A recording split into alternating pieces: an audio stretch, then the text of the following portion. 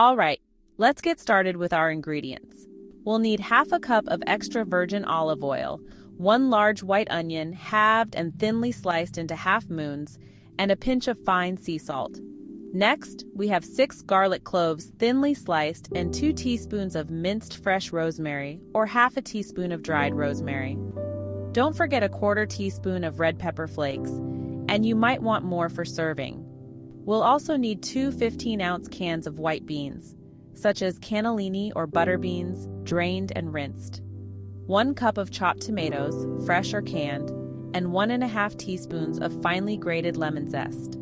Finally, 1 cup of chopped fresh parsley leaves and tender stems, plus a bit more for garnish. In a large skillet, heat 2 tablespoons of oil until it shimmers over medium-high heat.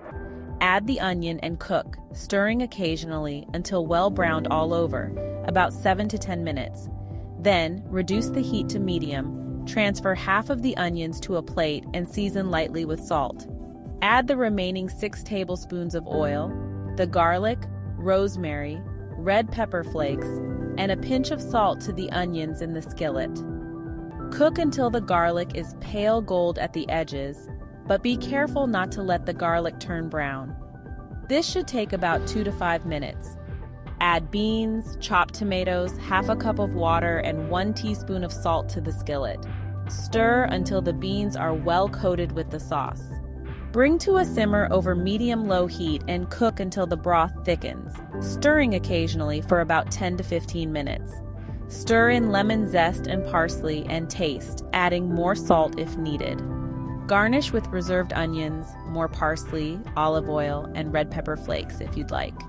The beans thicken as they cool, but you can add more water to make them brothier if you like. Please let me know in the comments below how this recipe turned out for you. As always, the recipe is in the description. Don't forget to subscribe and help Magnolia Moon reach 1,000 subscribers.